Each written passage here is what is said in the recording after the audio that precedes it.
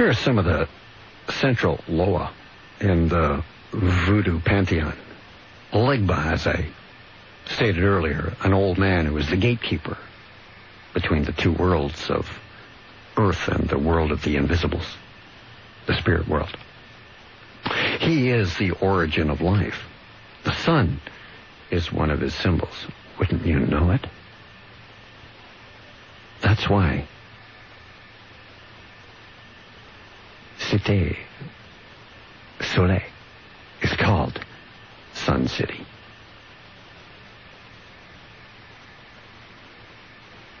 The ghetto, the poor side of Port-au-Prince.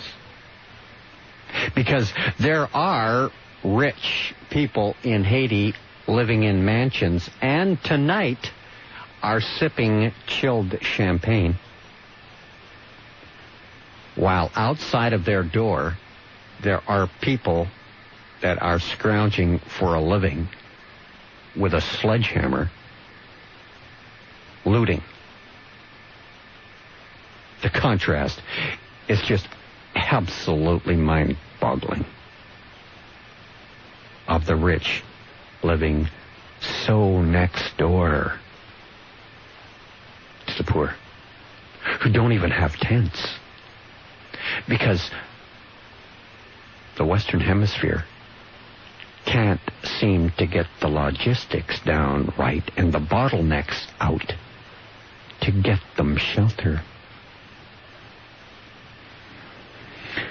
Kalfu Crossroads is the Petro counterpart of Legba. He's the spirit of the night, the origins of darkness. The moon is his symbol. And tonight, over Haiti, the same moon as you and I have, it's full. And it's called the Wolf Moon.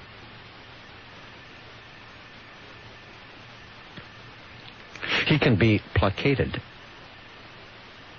Kalfu, the counterpart to Legba, the origin of darkness, with the moon as a symbol.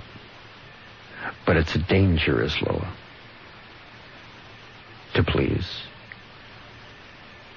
Papagade, the loa of death and resurrection, a total clown, very erotic and comical. He's also the lord of eroticism. Dumbala is another of the central pantheon of loas in voodoo. The father figure.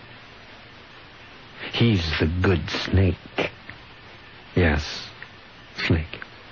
The source of peace and tranquility. The egg is offered to him when he comes to mount a person. He is much loved and sought after.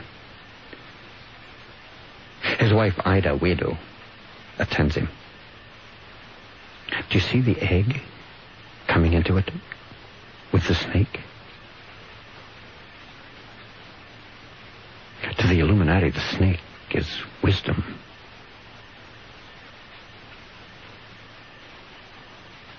After all, there's two.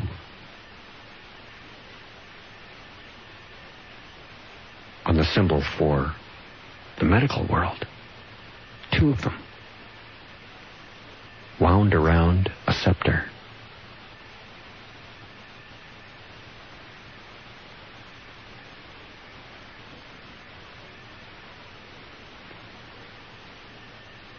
And then there's Agua, the sovereign of the seas, especially honored, as you might expect, by people who live near the sea. And Ogun, the warrior. And today, Ogun is also the force of politics. And Ogun is very violent. Then there's Erzuli, the Earth Mother, spirit of the goddess of love, the muse of beauty, strongly identified with the Virgin Mary. Her appearance when she mounts someone is one of cleansing, dressing, delicate foods daintily eaten. She can read the future in dreams.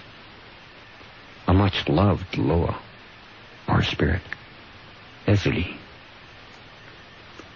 See, voodoo is very criticized by foreigners in Haiti, just as my emailer, the Catholic emailer. Sometimes it's simply because they profess a competing religion and don't want the people to stay with voodoo. At other times they charge that it's devil worship. But when speaking with Rada voodoo, the numerically primary form, it's less clear how to describe Petro. There are no devils in voodoo, but Petro cultivates the evil spirits. But many of the non-religious aspects of voodoo, which people often criticize, really seem to be more the result of voodoo's overwhelming fatalism. The view is that to an astonishing degree, the Loa determines people's lives. The Haitian serviteur, or practitioner of voodoo, has little use for anything like the Western idea of free will and personal responsibility. Rather, whatever has happened, it is the Loa who have caused it. The voodoo believer, you see, is absolved of any responsibility. Comedian Richard Pryor had it in his act. It was his biggest line. "The devil made me do it," he would say. That's voodoo.